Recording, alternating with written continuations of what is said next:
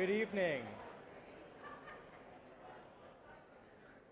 We still have some more people coming in, so if you see a space to your right or left,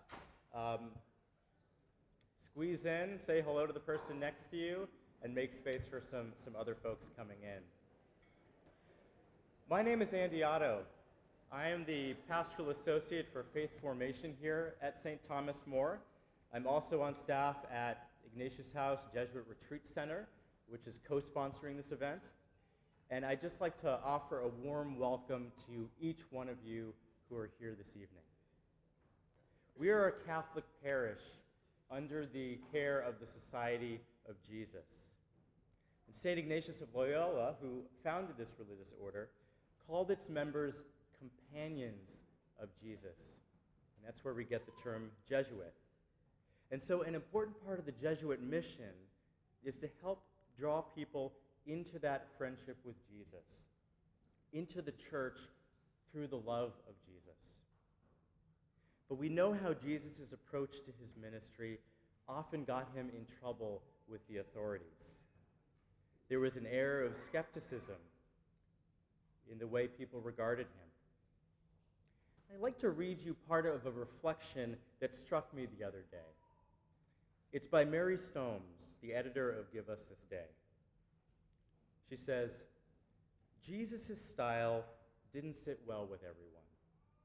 Some objected, resisted, asked questions in order to trap him. We've never done it this way was already a thing once upon that time. Tradition matters deeply, the Messiah insisted. But imagine what happens if you put new wine into old wineskins.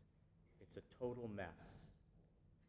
So hold on to tradition, but pay attention to the new, the gift of God within each and every one of you, most especially the least among you. Can you hear the murmuring in the background? It echoes through the ages. This way of teaching is causing scandal and confusion. It waters down our sacred deposit of faith. It will lead to a crisis of catechesis. Orthodoxy might go out the window and relativism will come rushing in. People will abandon the faith in droves. Maybe. But maybe it's the murmuring that turns people away. Maybe it's that we as a church have all the right answers, but don't listen to the questions. Maybe people drift away because it doesn't seem to them that many churchgoers are in love with Jesus, or life, or much of anything. Maybe people, young and old, don't feel drawn toward a community that sees them as lost and wayward souls, a problem to be fixed. Would that we could see potential rather than problem in all the baptized. And so here we are, in a climate where entire groups of people are seen as a problem to be fixed. When the focus is first a message of love rather than of condemnation, it upsets some people. In his spiritual exercises, Ignatius wants to ensure one has encountered the love and mercy of God and come to know their dignity and worth first, before facing the reality of human brokenness. This is the pattern that Jesus applies to all of us. Love first, conversion second. Our parish statement of identity says that we offer programs that encourage constructive and respectful engagement with what may be unfamiliar and challenging. This program may be one of those for you. And if it is, we're glad you're here. Whichever side of the issue you find yourself on, we hope that whatever you hear tonight, which might be unfamiliar or challenging, can be received with open hearts and engaged with constructively. The message of love is not to cause scandal and confusion, but to challenge our hearts to know the true potential of God's love and invite God to work in us and through us. here and now. Now to introduce Father Jim. Many of us have been companioned by Father James Martin's books on our spiritual journeys. I first met Jim when I was a Jesuit novice and was struck by his down-to-earth kindness and generosity. He entered the Jesuits in 1988 and was ordained in 1999. Father Jim is presently the editor-at-large for America Magazine and consultor for the Vatican Secretariat for Communication. You'll often see and hear him commenting on church news, on TV and radio, and he now has his own talk show through America Media called Faith in Focus. In his first episode, he interviews Jim and Jeannie Gaffigan. He's the author of Jesus, A Pilgrimage, Between Heaven and Mirth, and The Jesuit Guide to Almost Everything, which our parish recently read as part of a book study. And of course, he has most recently written Building a Bridge, How the Catholic Church and the LGBT community can enter into a relationship of respect, compassion, and sensitivity, which will be available for sale afterwards. At the end of the talk, we'll have some time for questions. While we won't have time for open questions, we will try to offer as many diverse written questions as we have time for. At the end of the pews are a few index cards and pens. Feel free to pass them around, write a question, and we'll have folks come around at the end to collect them. And with that, I'm pleased to welcome Father James Martin.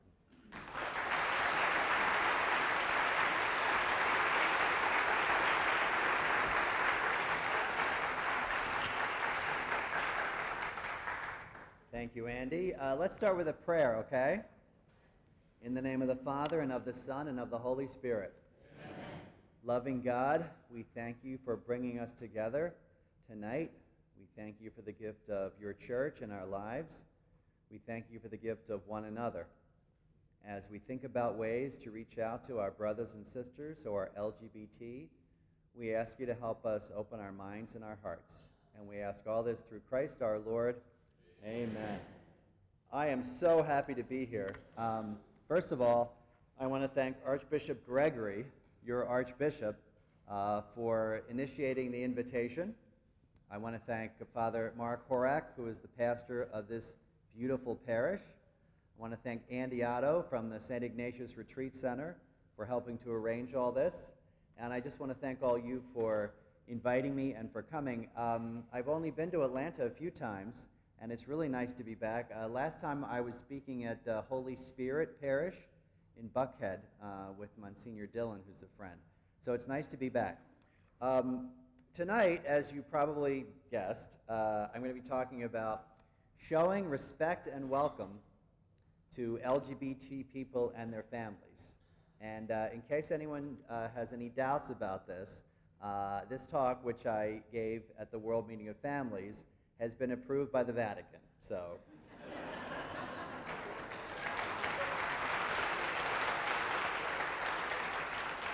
you can all rest easy. One of the more recent challenges for Catholic parishes in our country is how to welcome LGBT parishioners, as well as families with LGBT members. And by the way, in case you don't know, that's lesbians, gay, bisexual, transgender. That's what LGBT means. But that challenge is also where grace abounds, because LGBT Catholics have felt excluded from our church, from their church, for so long that any experience of welcome can be really life-changing for them, a healing moment that inspires them to go to Mass again, returns them to the faith, and even helps them to believe in God again. Over the past few years, I've heard really appalling stories from LGBT Catholics who have been made to feel unwelcome in their parishes. Recently, an autistic man who came out, he's 30 years old, to his family and was not in any sort of relationship, told me that the youth minister in his parish said that he could no longer receive communion in church, because even saying that he was gay was a scandal. He could, if he wanted to, take communion in the rectory from time to time. But cruelty doesn't end at the doors of the church. Last year, a woman contacted me to ask me if I knew of any compassionate priests in her diocese, not here and not close to here, but in the United States. Why? She was a nurse in a hospice where a Catholic patient was dying. But the local parish priest assigned to the hospice, there's usually one parish that takes care of the hospice or a hospital, refused to anoint the guy because he was gay. He was in his deathbed. So is it surprising that most LGBT Catholics feel like lepers in their own church? The same is true for their families.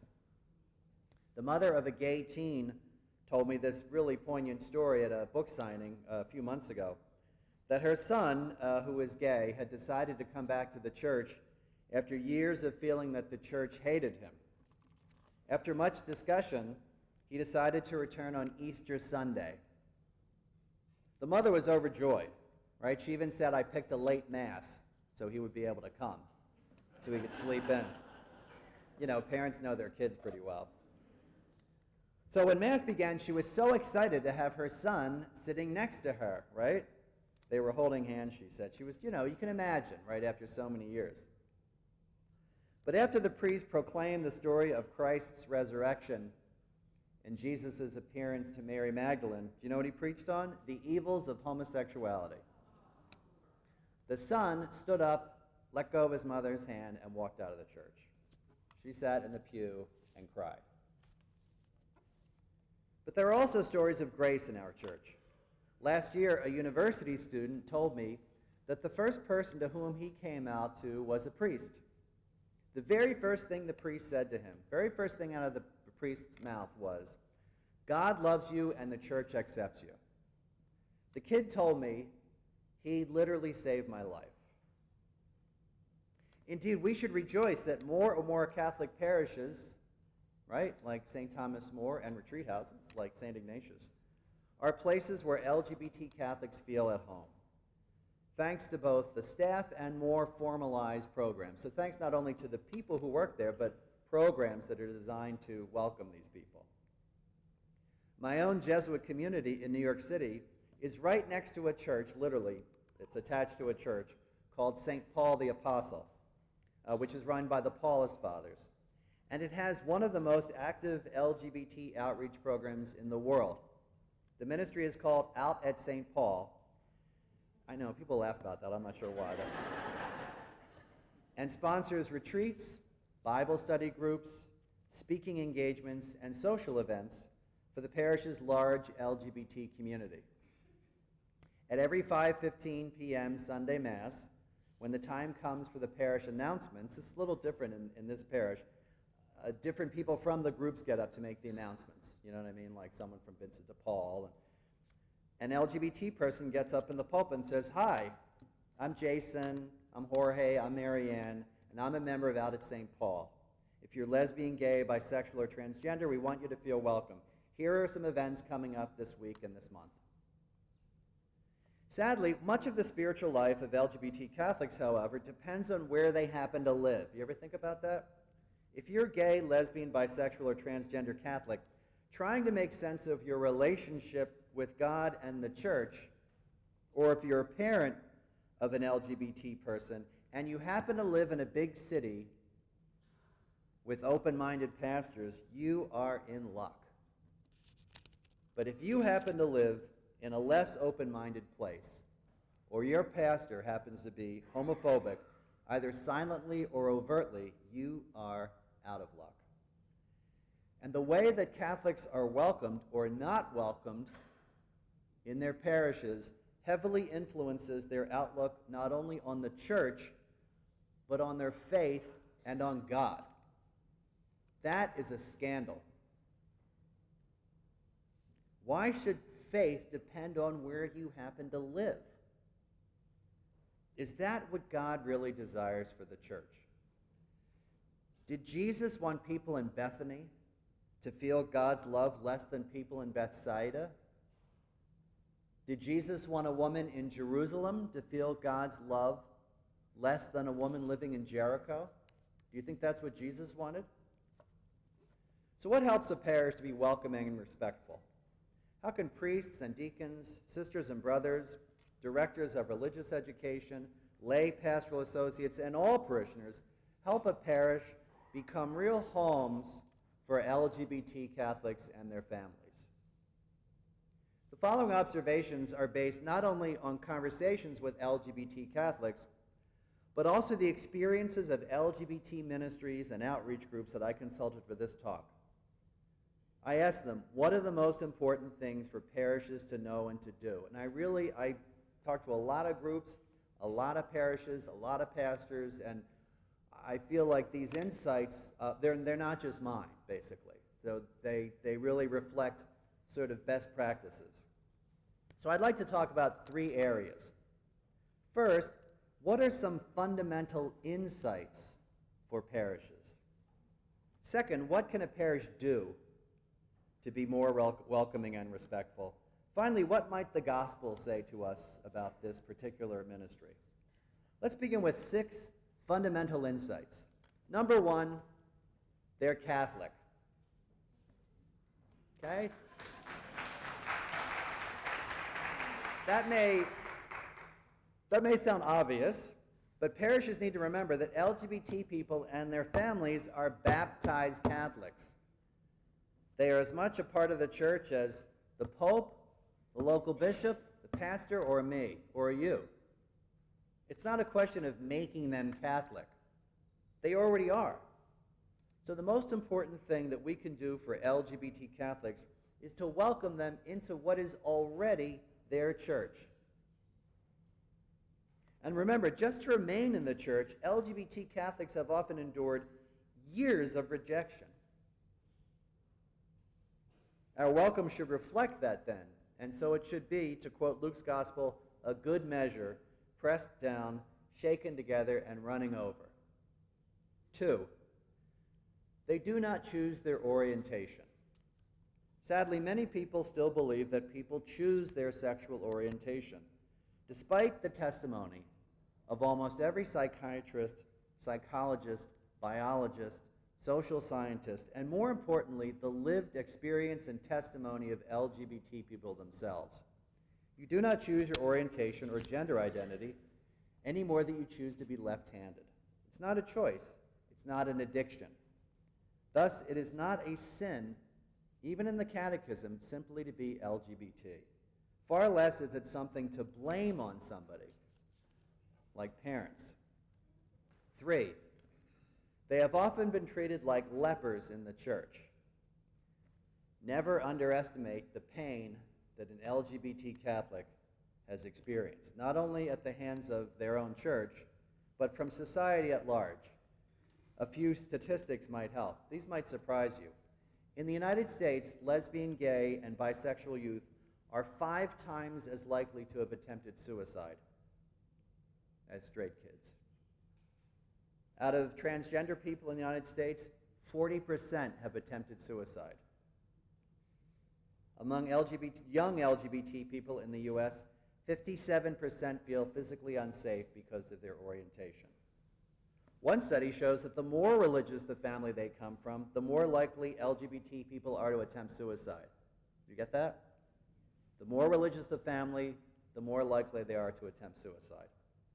And one very important reason that LGBT youth are homeless, we see this a lot in New York, is because they come from families who reject them for religious reasons. So parishes need to be aware of the consequences of stigmatizing LGBT people. Most LGBT people have been deeply wounded by the church. They may have been mocked, insulted, excluded, condemned, or singled out for critique, either privately or from the pulpit. They may have never heard the term gay or lesbian expressed in any positive way or even a neutral way.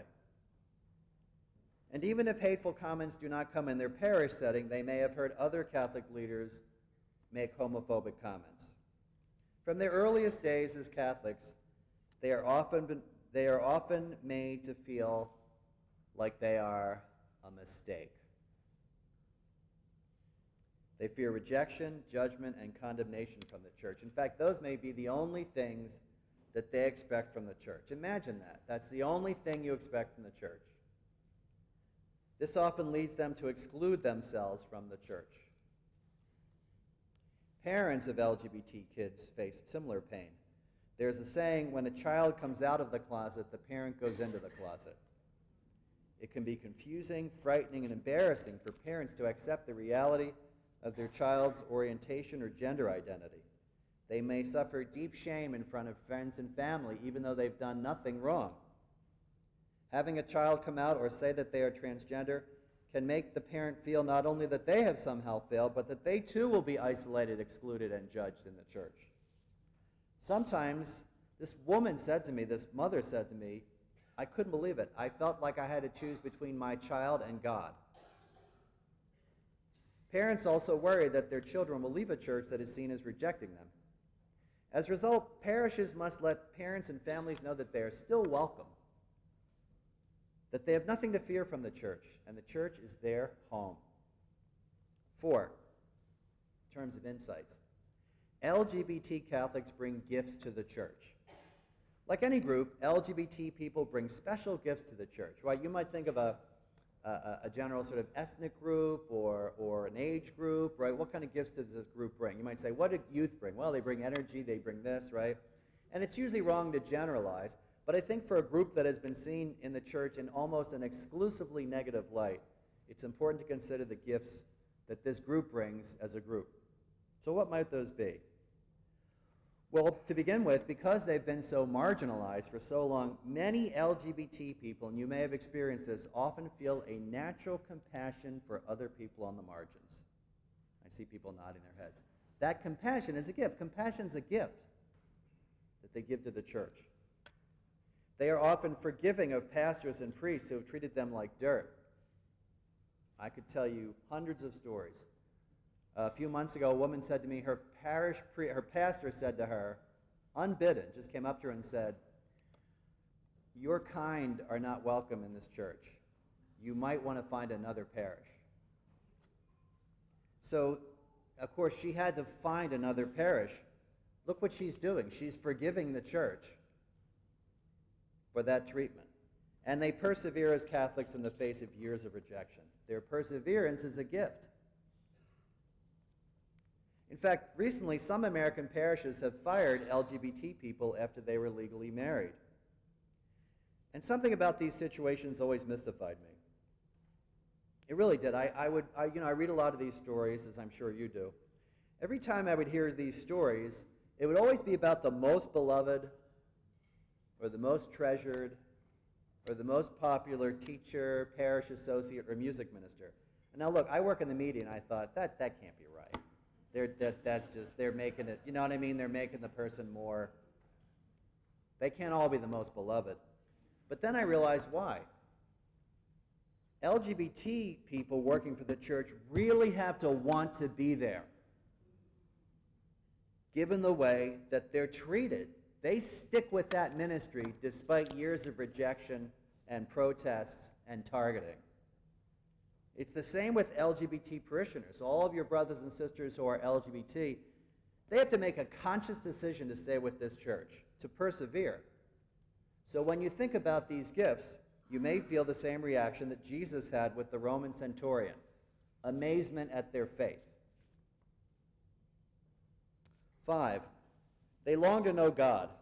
Like many Catholics, many LGBT people struggle with various aspects of the church's teaching. They do, like many Catholics do, about other teachings. At the same time, many are not as focused on those parts of the tradition as people might think. Many want something simpler. They want to experience the Father's love in community. They want to meet Jesus Christ in the Eucharist. They want to be invited around the table. They want to experience the Holy Spirit through the sacraments. They want to hear, like everybody, good homilies, right? Which I know you have here.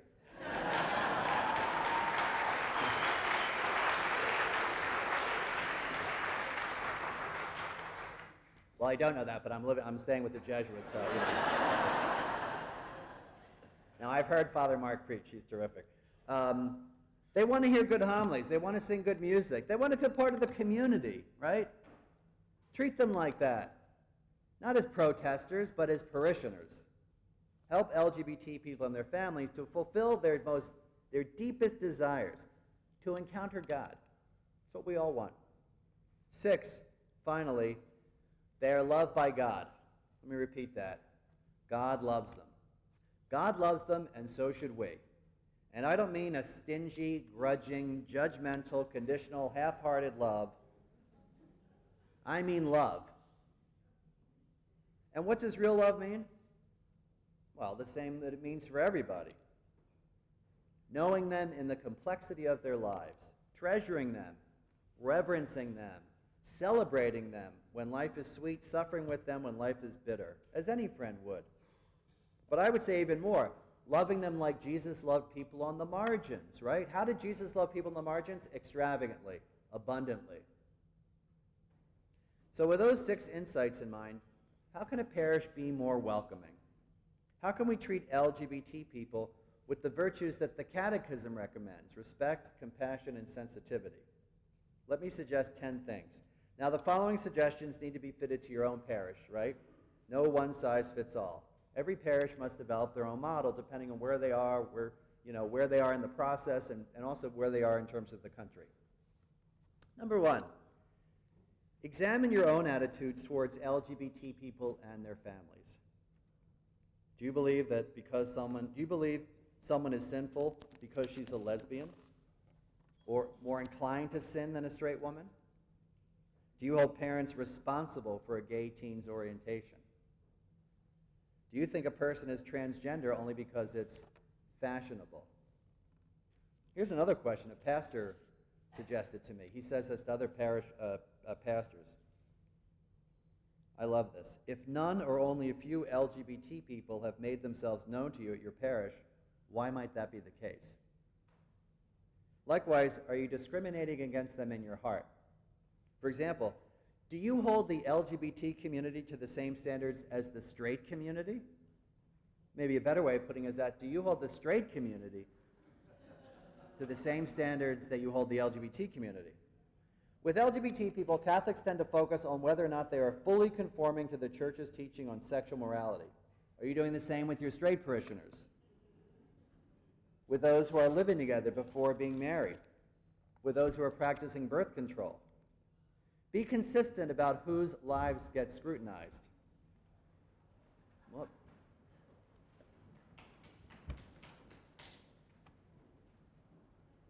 Someone fell.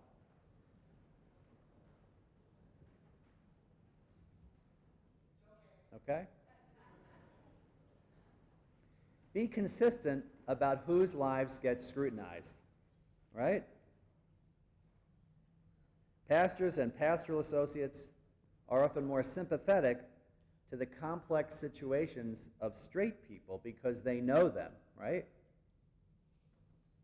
For example, Jesus in the Gospels very clearly condemns divorce. How do we treat divorced people? With much more understanding and welcoming. Do we treat LGBT people with the same understanding that we treat straight people? What can you do about these attitudes? Be honest about them. But also get facts, not myths, about sexual orientation and gender identity from scientific and social scientific sources, not from rumors and homophobic online sites. That is not the place to do research. Then talk to God about your spiritual director about your feelings and be open to God's response. Invite your pastoral team to speak about their feelings and experiences. This leads to the next step. 2, listen to them. There's a novel approach, right? Listen to the experiences of LGBT Catholics and their parents and families. Just listen to them. If you don't know what to say, you might say, what was it like growing up as a gay boy in our church? What was it like being a girl who found out she was attracted to other girls? Here's an important question. What is it like being a transgender person? We know so little about the transgender experience, so we have to listen. Invite the parents of an LGBT child to speak with your pastoral team, for example. Rather than trying to guess what they need, invite them in. Ask them, what is it like to have a gay child? What's that like? How has the church helped you or hurt you?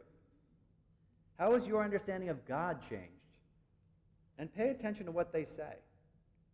To that end, be attentive to language that they find offensive and needlessly hurtful. The word sodomy, for example. Names, words, and terminology matter. Overall, when participating in a ministry like an LGBT outreach program or meeting with an LGBT person one-on-one, begin with their experiences.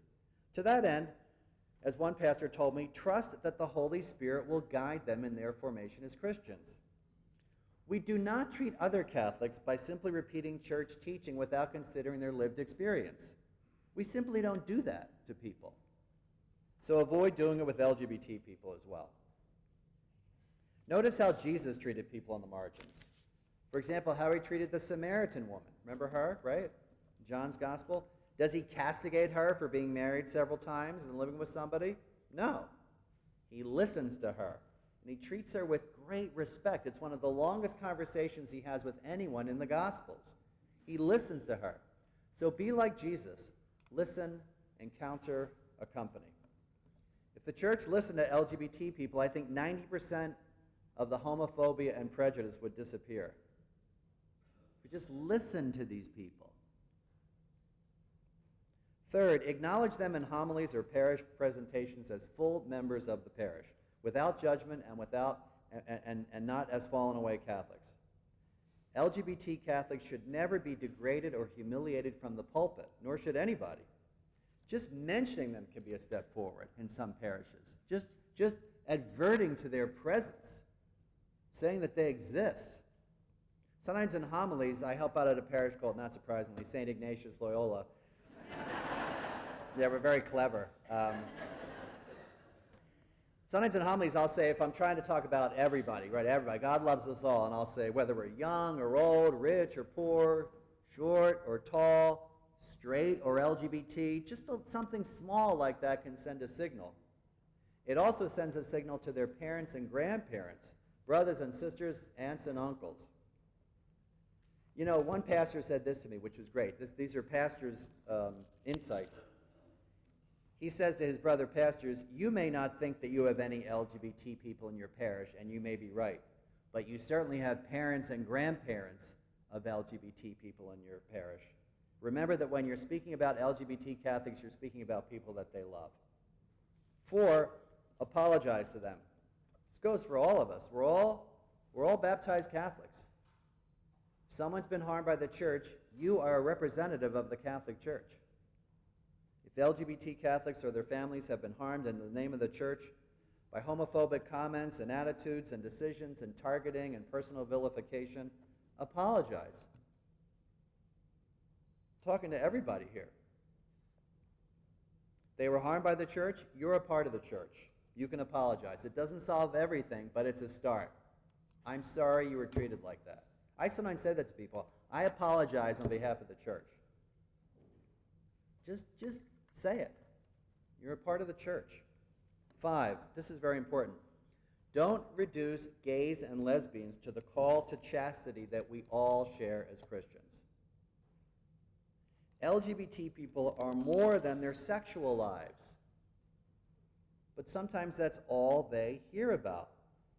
Remember not to focus solely on sexuality, but on the many other joys and sorrows in their lives. They lead rich lives. Many LGBT Catholics are parents themselves. Or, have you ever thought about this? Or are caring for aging parents. Many help the poor in their community. Many are deeply involved in civic and charitable organizations. They are often very involved in the life of their parish. See them in their totality. And if you want to talk about nothing other than chastity with LGBT people, do it with your straight friends too. See how that goes over. But that's what we do. We focus on that one particular aspect to the exclusion of all else. 6, include them in ministries. As I've mentioned, there's a tendency to focus on the sexual morality of LGBT parishioners, which is wrong because first, you have no idea what their sexual lives are like. And second, even if they are falling short, they're not the only ones. As a result, LGBT people may feel that they have to be dishonest about who they are and that they have no place in ministry. Like everyone else in your parish, who does not live up to the Gospels, which is everybody, LGBT people should be invited into parish ministries, Eucharistic ministers, music ministers, lectors, bereavement ministers, every ministry. And by the way, by not welcoming them in your church, that means you're missing out on their gifts. They will simply go to a place where they feel like they can be their whole selves. Also, asking someone who's LGBT to participate in some of the most fundamental ministries in our church, like being a lector, can be life-changing for people. This one guy came up to me and started crying because he said his pastor asked him to read at Mass. You know? How many straight lectors feel like that? Nothing against straight lectors. Some of my best friends are straight lectors.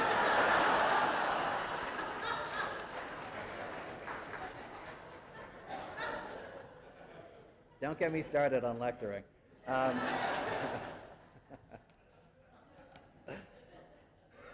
Seven, acknowledge their individual gifts.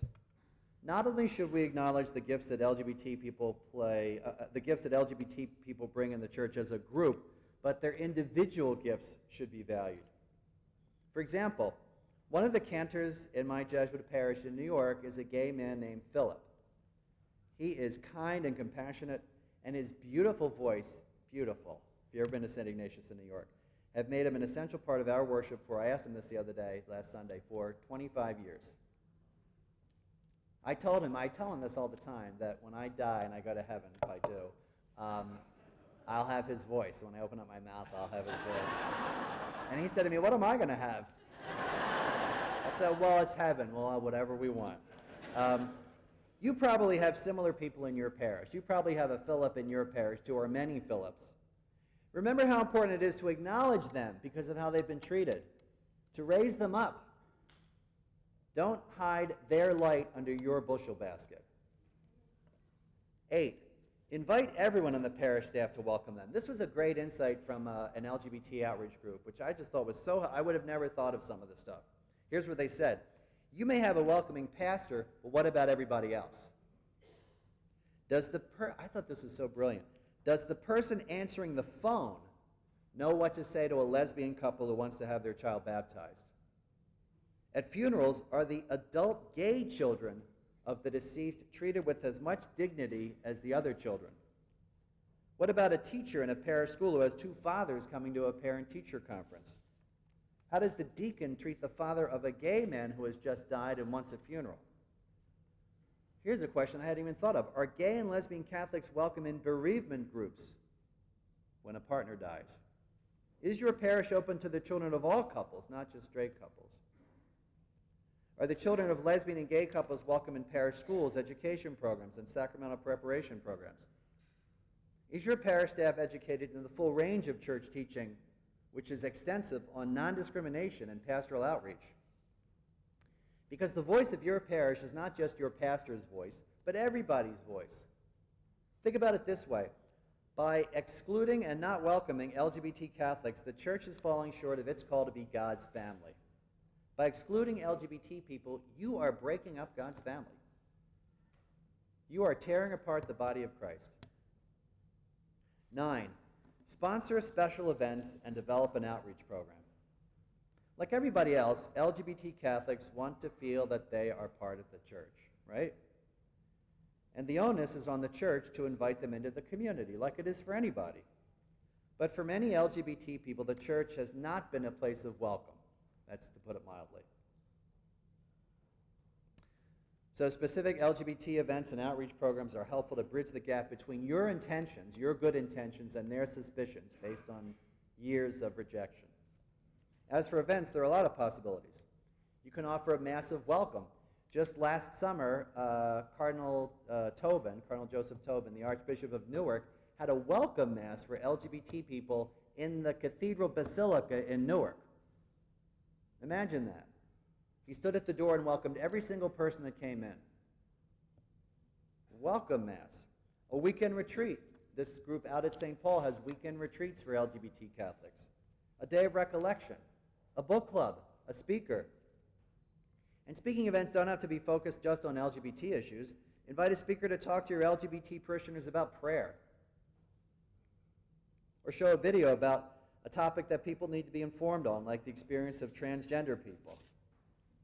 As for LGBT outreach programs, there are many models, which I didn't realize until I started preparing this talk. But now I'm an expert. So listen to this. They range from programs where LGBT people speak with one another privately, right? Like face sharing almost. To ones where LGBT parishioners meet with other parishioners. To education programs on church teaching. To what you might call more holistic approaches, where the group does not focus on sexuality, but on other questions that LGBT people face, right? To family groups for parents. There's a group called Fortunate Families who is here among us tonight. They do great work. To groups that do outreach to the LGBT community in the area, right? Like working in shelters for LGBT youths, or you're manning LGBT hotlines, manning and womaning. To what you might call blending in programs, where the parish includes LGBT topics as one element among many in the parish. That is, in adult education, social justice programs, and youth ministry. All this depends on your parish. As for parents, one mother said from Fortunate Families, when I asked what I should say to you today, is this, quote, "The most important thing is to give parents a safe, welcoming space to share their stories with other Catholic parents. So many of us feel alone and don't think anyone else is going through this.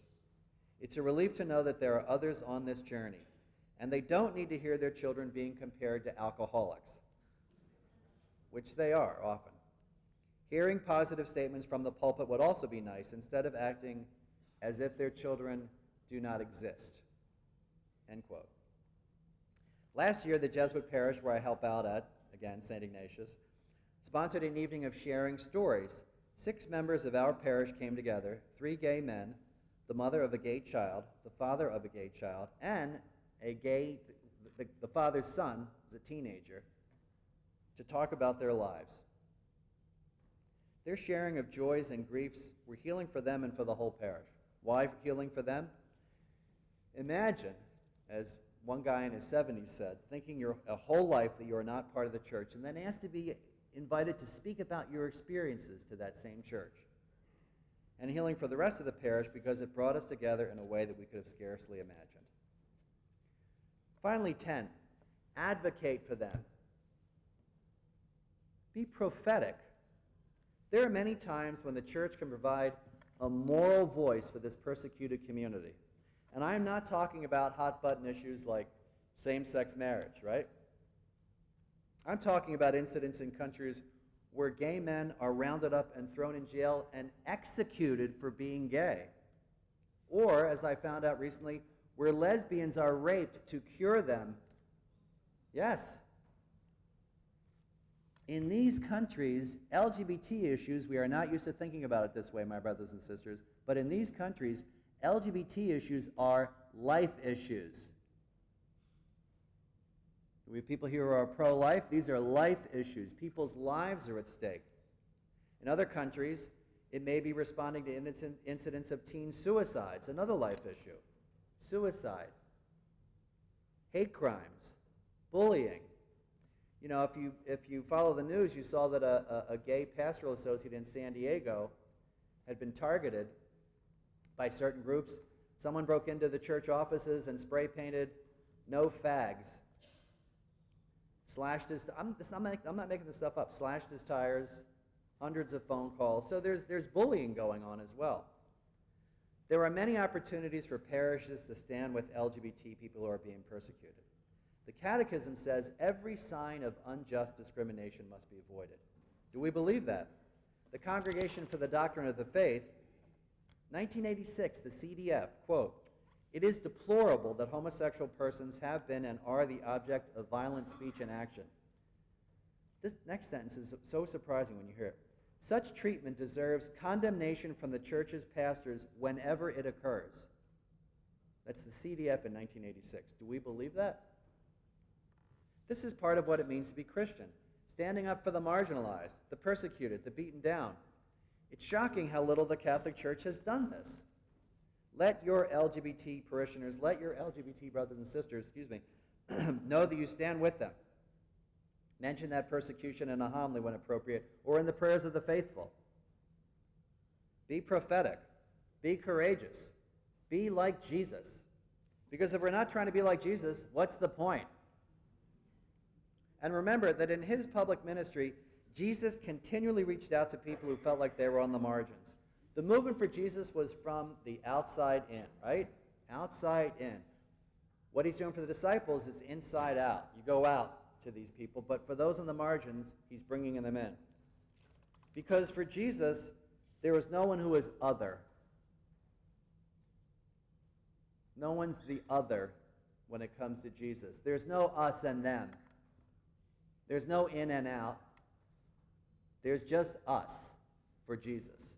Jesus was all about an us. To that end, I'd like to close with two stories from the Gospels that help us meditate on our call to welcome and respect LGBT people and their families. And I really like these stories. The first one is the story of Jesus and the Roman centurion. Remember him? Played by Ernest Borgnine in Jesus' Ministry. Sorry, for the younger people, that's 1978 Franco Zeffirelli, Jesus of Nazareth. And I have a confession. Whenever I meditate on this story, I still think of Ernest Borgnine. He was great. So Jesus made his home in Capernaum, which is a seaside town on the Sea of Galilee of 1,500 people, right? That was his home base of ministry. As an aside, by the way, it's interesting that we don't talk about Capernaum very much. There's like Nazareth College, there's Bethlehem Hospital, there's Jerusalem this, and how many Capernaum houses do you know about? But, when you go there, you realize he was here for 3 years. He lived here. The Gospel of Mark calls it Tain Idion Poland, his own town. This is his home. So in Capernaum, there's a centurion who comes up to Jesus and tells him that his servant is sick. And Jesus says, well, I will come to your house. And the servant says, as we say every day at Mass, right, or at least every Sunday, Lord, I am not worthy that you should come under my roof. Only say the word, and my servant will be healed. Right? So, by the way, we say that look who we quote at Mass. Not Mary. Really, it's really interesting. Not Joseph, but an outsider. We quote the outsider every day at Mass. So he lives in Capernaum. By the way, as an aside, we go on pilgrimages with America Media every year to the Holy Land.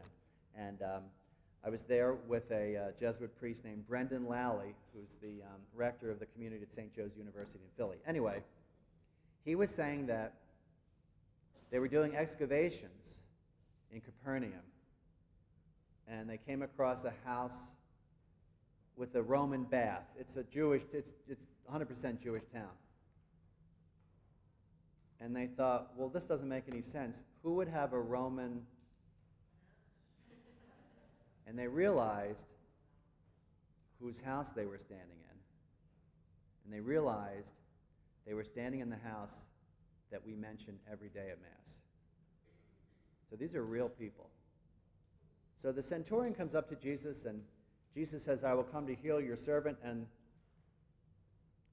the centurion says, no, that is not necessary. I too am a man with people under my authority.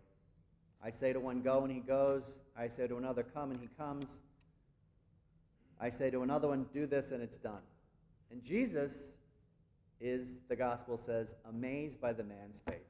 And he says, nowhere in Israel have I found faith like this. And the man's servant is healed. Now, what's the point of that story? Well, here's the point of the story. He's a Roman. He's a pagan. He's not Jewish. You could not be further outside of the Jewish society or Jewish milieu, right? He's a pagan. And how does Jesus treat him? Does he say, sinner, I'm not speaking to you? Pagan. Let's just think of how Jesus treats people who are on the outside, and how we treat people on the outside, and how people on the outside of this church treat people on the outside, right? sinner, pagan. Come back when you're Jewish, right? Go get circumcised first, which would probably, maybe the guy wouldn't have been that interested in the servant's healing. So, but no, look how Jesus treats people on the margins. Look how he treats this guy. He encounters him. He listens to him. They have a conversation. And then Jesus does this great favor for him. And beyond that, he praises this guy's faith. Probably in front of all the disciples. Never have I seen such faith in all of Israel. This is how Jesus treats people on the margins, with this great respect. And finally, to conclude, I want to conclude with the story which has become a real favorite story of mine, the story of Zacchaeus from the Gospel of Luke. And I'd like you to think of Zacchaeus as an emblem for the LGBT person. So, it's towards the end of Jesus' ministry.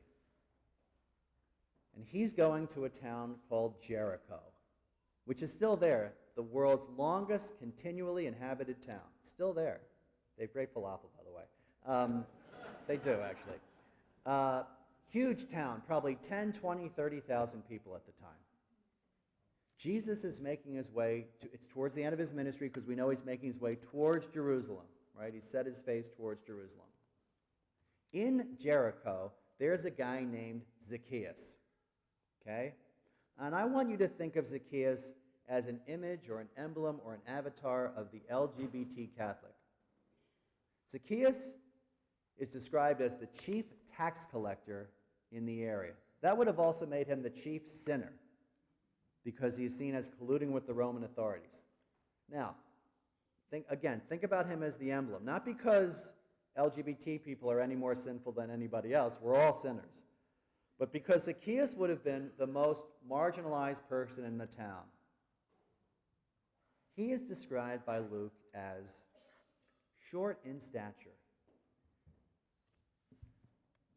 How little stature LGBT people have in our church. Short in stature.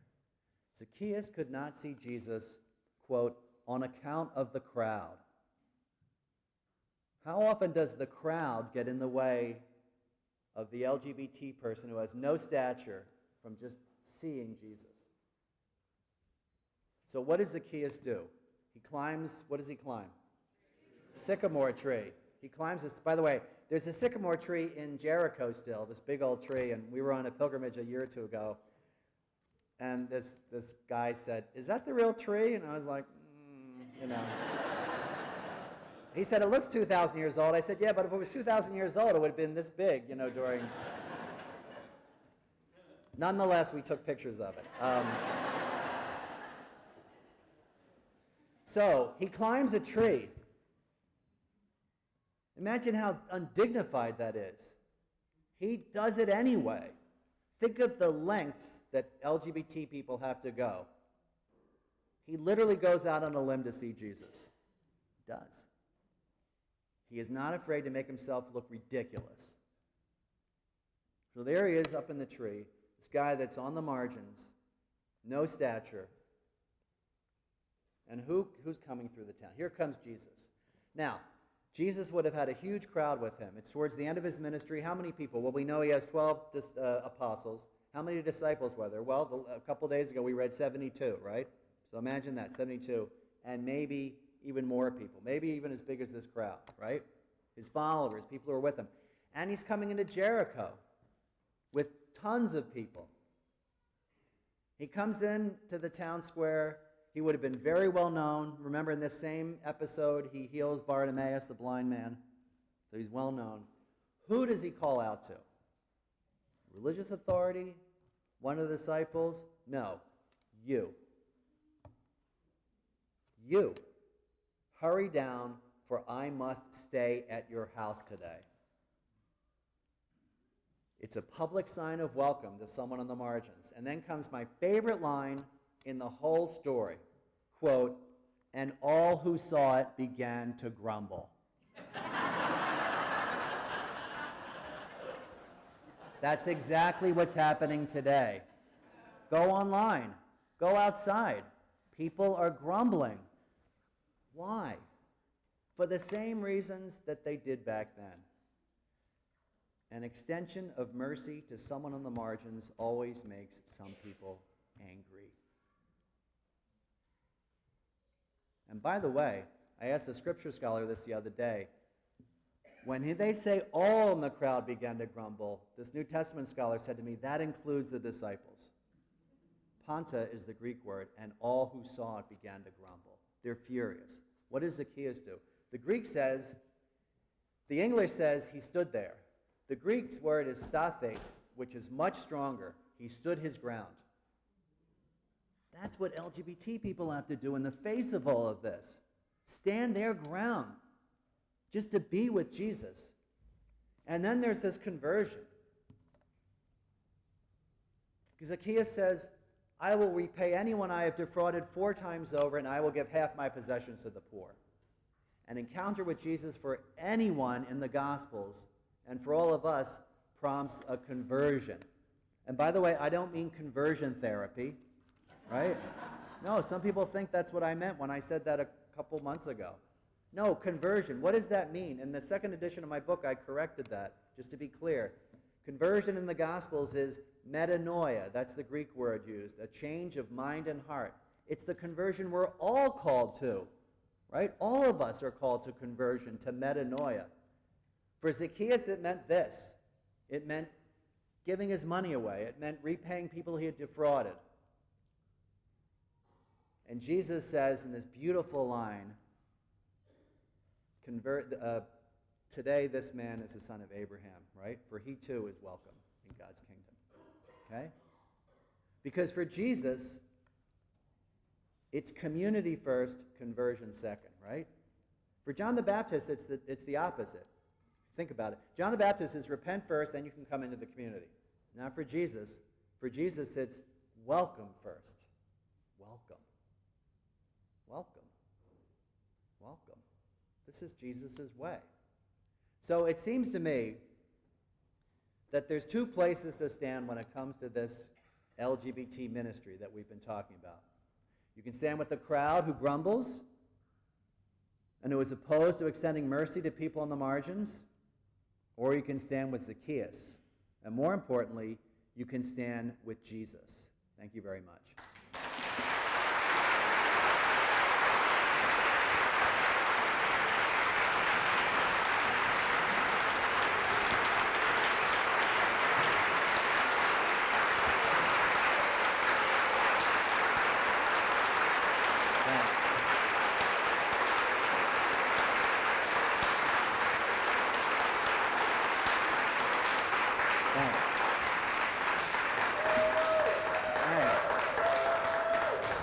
Thanks. Wow.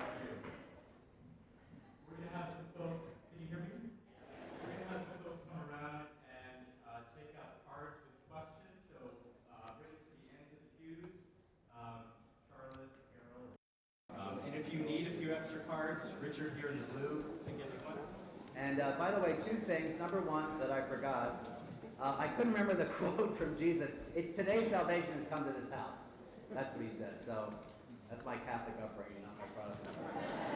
And the other thing is, Fortunate and Faithful Families are having a 2018 annual retreat, Sunday, November 18th, Archdiocese of Atlanta Chancery. So you can contact Fortunate and Faithful Families. That's a little public service announcement in the Parish. Let me ask you a first question. You talked a lot about these stories we hear of folks who work for the church who come out or they say something and they're fired. I have friends where that was the situation. When someone has given their lives to working for the church, they've given years of study, they're working for Catholic Parish school, and they're afraid to be themselves. It's really sad. That's a good question. I usually say I'm sorry.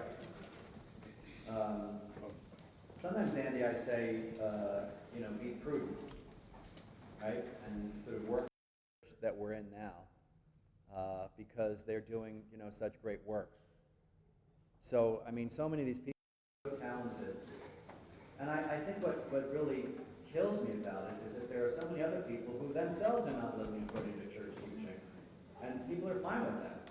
I mean, the most common example would be people living together before they're married, a man and a woman.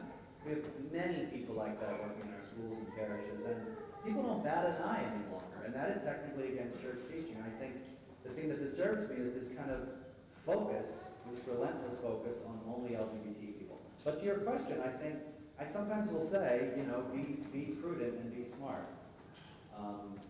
Because their ministries are so important. And the other thing is, things can change overnight. So you might not be accepted now, but you might get a new administrator or a new president of the school, and things might change. So someone asked a question, what successes have you had with the conversion of heart for those who protest against your message? And in parentheses, Jesus' message. Oh, I don't know about my message. Jesus' message. I hope it does. I think for a very small percentage of people, they're not listening. So they're just not listening, and I have to be okay with that. They're not reading my book, they're not listening to what I say, and they're closed. And that's okay. I mean, Jesus runs into that, right? I mean, Jesus says if they don't welcome you in this town, shake the dust off your feet and go to another one. That's what he's talking about. They're just not, doesn't mean that I hate them or I'm mad at them, but they're just not listening. But I think the conversion that helps the most is, or the thing that helps the most to convert people, and that I find that I've had the most success with people who might not be on board, or people who might be suspicious, or church leaders like bishops and cardinals, are stories. Nothing converts like stories. Just telling the story, and they're like parables. Telling the story of that woman who said, "Your kind aren't welcome." I don't have to say anything. There's a reason why Jesus taught in parables. Definitions and arguments close our minds down, right? We get kind of rigid. A story opens it up. And that's why when Jesus is asked, "Who is my neighbor?" he doesn't say, "Here are the 10 points that make a neighbor." No, isn't it interesting? He says a man was going down to Jericho, right? What is forgiveness, right? Well, what do I have to do to be forgiven? How many times do I have to forgive someone? A man had 2 sons. Isn't that great? So a lot of times it's stories that I tell, and that really opens up people's minds and hearts. One of the most beautiful things I heard on retreat once was that Jesus tells stories to help us understand his primary message, which is the reign of God, right? God tells a story to us to help us understand who and how God is. And that story is Jesus. Jesus is the story. Jesus is the parable of God. I mean, he really existed and rose from the dead, right? And seated at the right hand of the Father. But he's a kind of story that God tells us. Isn't that beautiful? So I find stories change people. And then certainly encounters. Encounters with people are even better. Meet this LGBT person. Come face to face with them. Look at them, listen to them. Meet this mother. Yeah. We have a number of questions regarding marriage, but I'm going to read you the more challenging one. Why don't you read me the less challenging? This person says, virtually all scientific evidence and research affirms the innate characteristic of sexual orientation. We're created by God with our orientation, yet the church still teaches that homosexual marriage is gravely disordered and sinful. It seems to me that this teaching conflicts with natural law. Can you unravel this? I unravel it. Okay, the first thing I'm going to say is that I'm not challenging any church teaching on marriage. That's the first thing. The second thing I'm going to say is it came up in my mind as I was talking to you tonight, and I will just tell you a story. So I have 2 friends. Well, I have more than 2 friends. I have 3 friends. Their names are Carlos and Jim. Carlos is a valued member of our parish in New York. He is a lector. He is a lector. He is a Eucharistic minister. He works at Sloan Kettering Hospital as a counselor, a chaplain. He's also a spiritual director. He's a trained spiritual director. He is married to his husband, Jim. They have been together for 30 years. They've been married for however many years it's been legal. Carlos has cancer right now, and I went and visited him in his apartment on last week. And Jim is taking care of Carlos, his husband, his partner for 30 years. And when Jim came in, he came into the door. I was with Carlos one-on-one, and Jim came in the door. I'll never forget this, and went over, gave him a big kiss on the forehead. And they're like 60 years old. And Jim sits down, and Carlos says, "Look at that guy. Look how lucky I am. Aren't I lucky?" So when we think of those kinds of questions, when we think of questions about the church's teaching on marriage, which, as I said, I'm not challenging, we also have to think about, what do Carlos and Jim teach us? What does that say to us? That's a parable. And we need to learn from that parable. So. Commitment ceremony options do same-sex couples have in the church? Can they have their marriage convalidated? Perhaps a broader question. Is there room for any kind of ritual that recognizes same-sex relationship? Currently. Is there room? Not currently. What are some books or articles or authors that would be instructive about the psychological differences between LGBT people? Oh, how what are some books that would be? You know what? I'm gonna say something that Jesuits usually don't say. I don't know.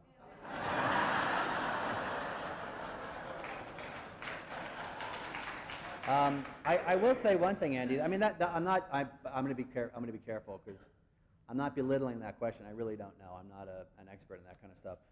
I would say something interesting. I just saw an article in the New York Times, about a week ago, that said that simply being LGBT takes a toll on people's physical health. You might take a look at that because of the stress and the bullying and those kinds of things. And they looked at life expectancies and health. And so that's another thing we need to think about in terms of how we're treating people. This came up a couple of times. In all the gospel stories, Jesus extends mercy but expects conversion. Go and sin no more. Does that make sense too? We forget that part of the message. I think the thing is, the conversion again is metanoia. So meta means away or above. Noia is nous, is the mind. So it's a kind of full change of mind and heart. And I think what I object to, and not from that question, of course, is that approach is only directed towards LGBT people. In other words, I don't hear, let's say a married couple comes up to me, and I know that they practice birth control, because they only have, I won't say only. Let's say I know that they practice birth control. When they come up to me, I'm going to say, you know what? I hate the sin but love the sinner. Nice to meet you. We don't treat people like that. I'm glad you're laughing, and it is silly. It should make you laugh, but that is in fact the way that LGBT people are treated. Hate the sin, love the sinner. Go and sin no more. Sin, sin, sin, sin. Everyone in this church is a sinner. Period. Right? Unless somehow the Blessed Mother got in, No, and so I think what I object to is this relentless. Here's a great example. Someone suggested this to me the other day. Imagine if I were invited to Emory to give a talk on spirituality or Christian spirituality for college kids, right? And I was going to do a weekend retreat. And I spent every single minute talking about chastity. Sex, sex, no sex, no sex, no sex until you're married. People would say, what? We are more than just that. And mind you, most college students are sexually active. Imagine if that was my approach. You're all sinners, and I'm going to talk to you about chastity. That's it. That's the way many people treat LGBT people. And so my objection is, not that we don't talk to LGBT people about the church teaching, but that we remember that there is a lot more that we need to talk to them about. The same way that if a college student comes up to me, if a college student came up to me and said, my father has cancer, I'm not going to say, are you sleeping with your boyfriend? No, you laugh, but this is the approach. The approach is, you can come in as long as I can talk to you about your sin. The other thing is that more often than not, Jesus does not have that approach with people. In the story of the Roman centurion, he never says, convert to Judaism. This guy does not worship the one true God. Jesus says nothing about that. This is more often the way that Jesus treats people, welcome. And that any conversion that comes through the Spirit. So I guess what I'm objecting to is the relentlessness of focus. LGBT people are the only people in the church whose lives are relentlessly put under a microscope only about sexual morality. What would you say to someone who said that as long as the church teaching on same-sex relationships remains unchanged, it cannot be a welcome witness? Well, I would say that, again, this is the flip side. That the church is much more than that.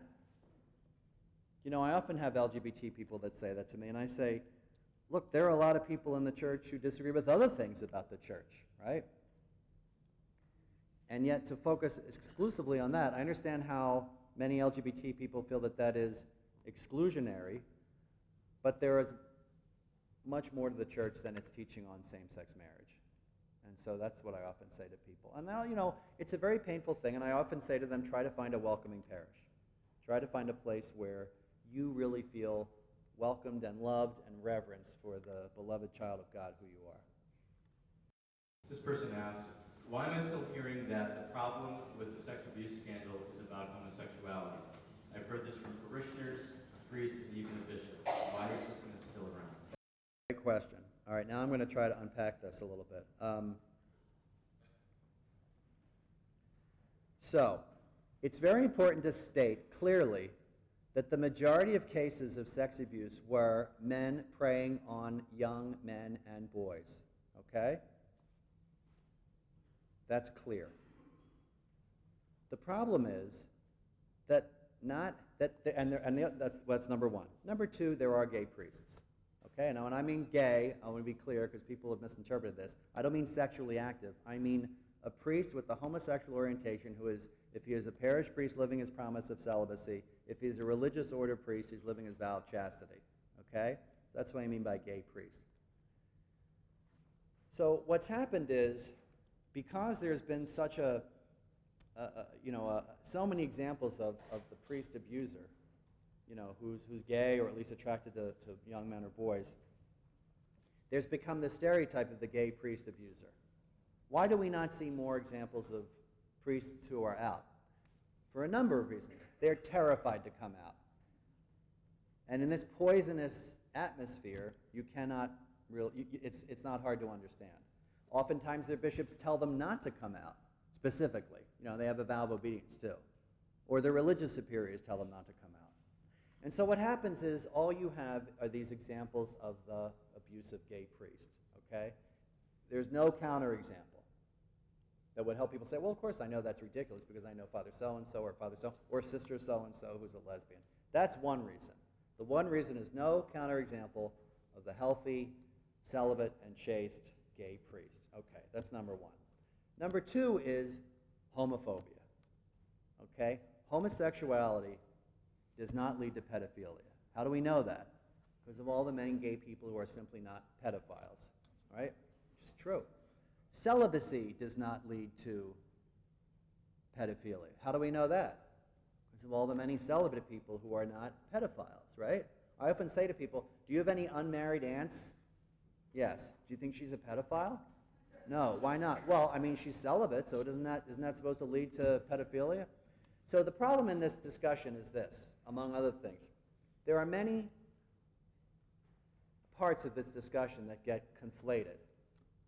Homosexuality, pedophilia, ephebophilia, chastity, celibacy, women's ordination, power, clericalism, okay? It gets sort of tangled up into this sort of mess. And even thoughtful, even Catholic observers often get this stuff wrong.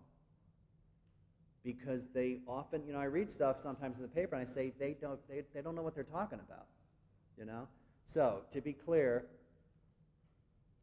homosexuality does not lead to pedophilia. There are good and holy, celibate and chaste gay priests. I'm sure you know some of them. Good and holy and chaste women's religious, right? So we have to look at this thoughtfully. A few more questions. This person comes from a multi-faith background. They say, have you spoken with leaders of other religions about the acceptance of LGBTQ individuals in their faith communities? Do you have any additional guidance for those who may feel accepted by their Catholic communities, but perhaps not as much in other faith communities? Yeah, I would say the Catholic Church is enough for me right now. Yeah, Andy, or whoever asked that question, that's a really good question. I am, from time to time, look, I have to also say this. I'm not an expert in this, despite what you might think. There are other people who have been doing this ministry for a lot longer than I have, right? And so, when I speak to people or even answering this kind of question, I'm not the expert in this ministry. And there are people who have done LGBT ministry in parishes for a lot long, for 10, 20 years. But I am asked sometimes to talk to groups. In general, my experience has been that other groups are much farther along than we are, and that they are more welcoming, and that just kills me. And I tell them stories, and they're just shocked. Other Christian denominations, not all of them, but many. And I have a lot of Jewish friends who live in New York, and that they're a lot farther along, and so it pains me that. It really does. It pains me when I hear these stories. And, the story of this man named Aaron Bianco who was targeted, I think I may have mentioned it, in San Diego, and just quit yesterday. It just kills me that our church or people in our church are treating people like this. And I don't think it happens as much in many other denominations, not all the denominations, but yeah, so I often learn from them, and I'm often in awe of where these groups are in terms of their just simple respect. Two more for you. Is it not possible for faithful Catholics to believe that homosexuality is intrinsically disordered and not be homophobic? And then some other folks have asked maybe if you would like to comment about groups like encouraging that. So is it possible that someone can believe that homosexuality is intrinsically disordered and not be homophobic? Yes. Yeah, it is, because I've met people like that. They believe this in their hearts, and they're very kind, and they're very generous, and they're very loving, okay? However, I find that I don't want to generalize, I want to be very careful. I would say that many homophobic Catholics use that as an excuse for their homophobia. And that's how that happens.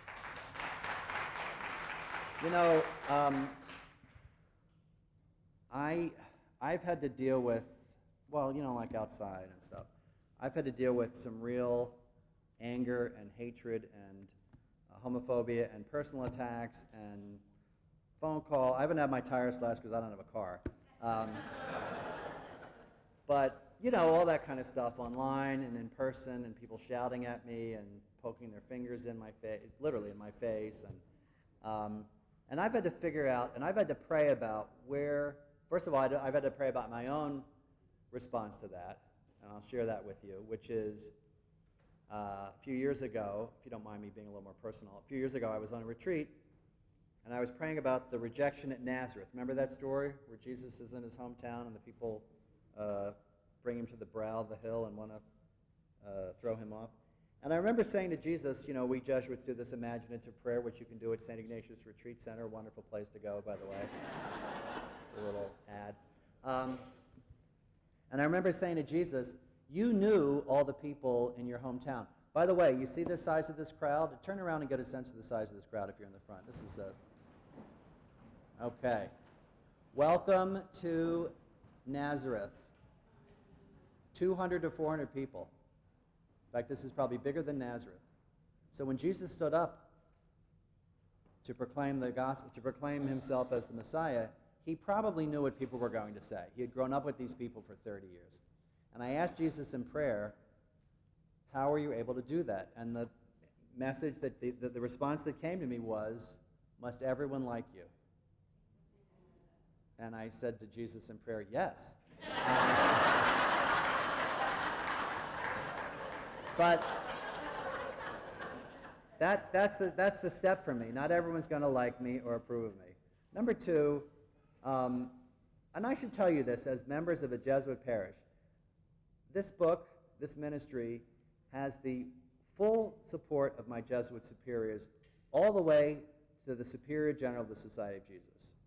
I can say that publicly, okay? So I'm confident in that. The book does not challenge any church teaching. The book has the endorsement of several cardinals at this point and archbishops and bishops. You know, I was invited to the World Meeting of Families by the Vatican. And so I'm comfortable and confident in, you know, what I'm doing. Jesuits are supposed to be on the margins. This is where Jesuits are called to be, right? And then finally, you know, the support of the people of God, the support of my Jesuit brothers, you know, so I'm very comfortable with all that. And I feel free of the need for everyone to approve of me. And I understand the need for legitimate criticism. I get a lot of, you know, these are good questions, you know.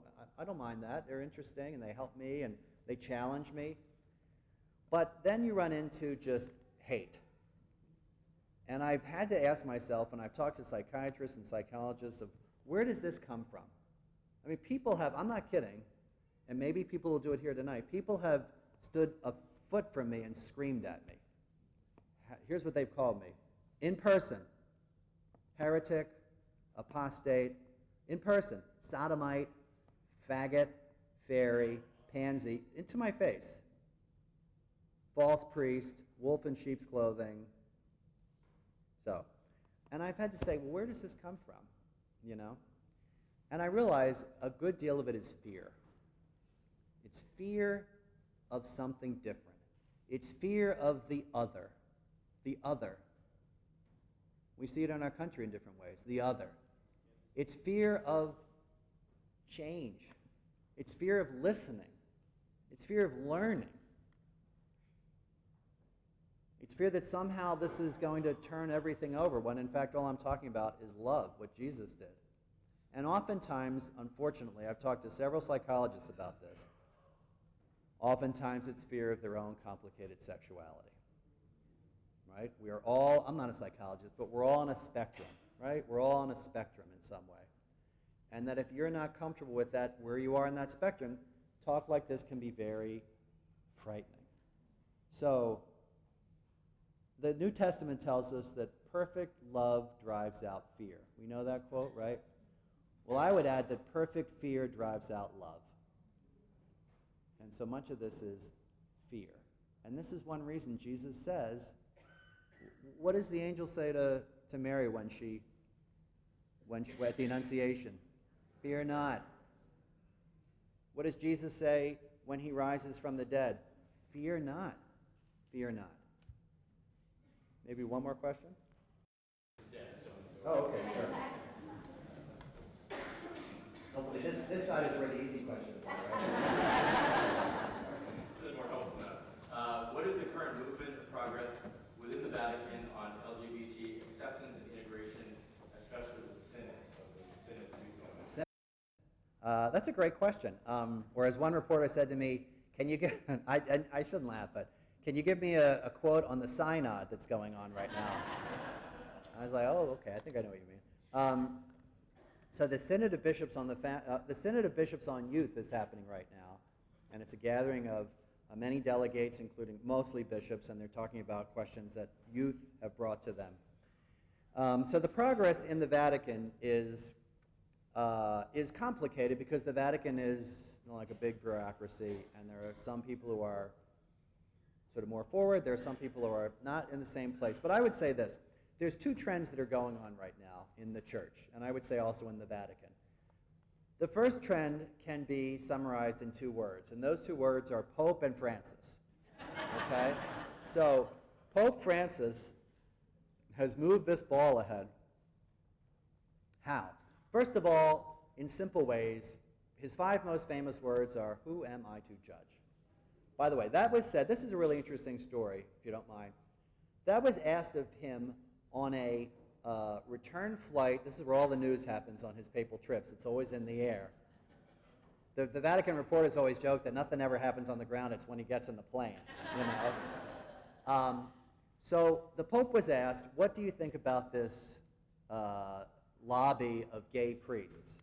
And the Pope said, if a man is seeking God sincerely, who am I to judge? That was about gay priests. The next day, it's always fun to sort of watch these things. A reporter said, well, you were only talking about priests, weren't you? He said, no, I was talking about everybody who's gay.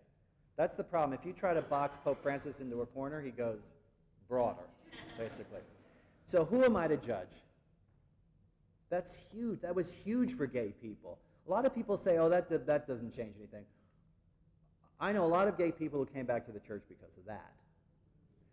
He has gay friends. When he was in the United States, you remember the controversy about the woman Kim Davis, who met him? Right. Okay.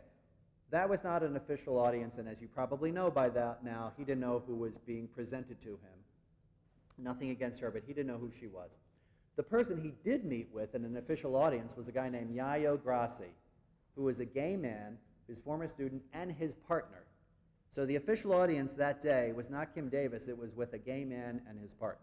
Okay. He has talked about gay people not wanting to make gay people feel like they're on the outs. Recently on a trip back, I think, from the Baltic states, he was asked, what would you tell the mother of a gay child or the father of a gay child? He would say, you should say to your child, I love you as you are. So he's doing that. He's also appointing more cardinals and bishops who are open and friendly, like Cardinal Tobin that I mentioned, right? So that is something that's happening. Okay. There's another trend that's happening in the church, and you see this in the Synod. As more and more people come out, especially young people, more and more families are affected. And as more and more families are affected, more and more parishes are affected. As more parishes are affected, more priests and pastoral associates and bishops are affected. And so that may be an even greater trend that's happening. And you see it just today, this morning at the press conference at the Synod. 3 cardinals stood up and talked about how LGBT issues were being discussed. So that is part of just what's happened in the last 10 years. So these things are going on in the Vatican, but by the same token, there are some people who are very resistant in the Vatican and in different places around the world. You know, and one of the things to keep in mind, I'm sure you all know this as, thoughtful Catholics, is that when the Pope speaks about any of these issues, he's speaking to the whole world. And so what might seem really bland to us, who am I to judge? Big deal. In sub-Saharan Africa, that is a big deal. You know, where people are executed for being gay. In Latin America or India, right? That is a big deal for the church there. And so one of the things that we Americans have to remember is that when the Pope speaks about this, or other topics as well, he's speaking to the whole church. So I see some significant progress, and I really think that, and in a small way, and I'm trying to say this without sounding proud, that I was invited to speak at the World Meeting of Families under the auspices of the Vatican I was shocked by that. And let me tell you something. The talk that I just gave you, and this is really important to say, the topic was chosen by the Vatican.